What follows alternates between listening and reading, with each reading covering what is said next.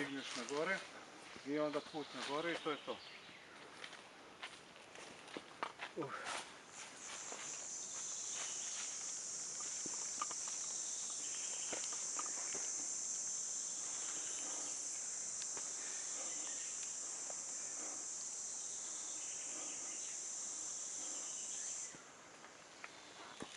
Da, ja hoću da siđemo ovdje ako može. Možda bi možda... To je nevjerovatno. Ti si završio u Pragu povučnu vodu, ne? Vidim koliko se dugo bavim ti.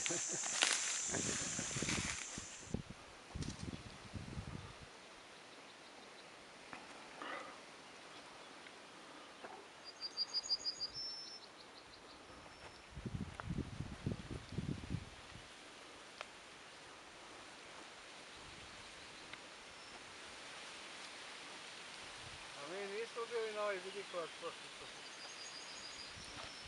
Ima vamo već. I dole Četinari on to možda. I po grupama.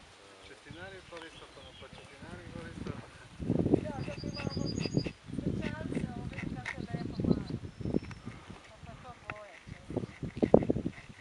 A viš ti koliko to se... A da, razbojište si rekao da je dalje. Da, ovdje. Evo, da je dalje. on je blizu ovog Jankovog vis. Da, ovdje je već Janković. Turski grob. Turski grob. To je tu negdje, da. Aha, to ćemo sad naići. Da. To je Onda idemo, pa tek onda razbojište i onda brzo dođe. Turski grob je za jedno, možda nema ni Pa ima, da. To je isto 460... Jel vidi, Dragane, ovo je 2 km. Da, onda je manje od 2 km.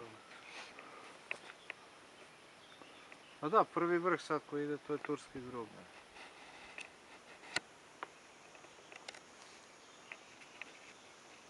Dobro si ti ti.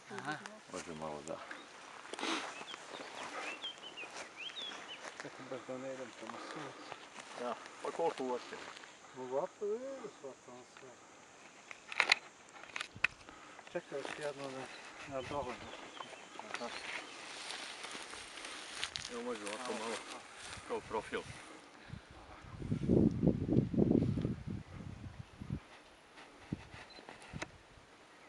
Kako ti je pametan ovaj mali jebote. Iako si u ćošku, on na tebe izašao. A jel, u kvadrat.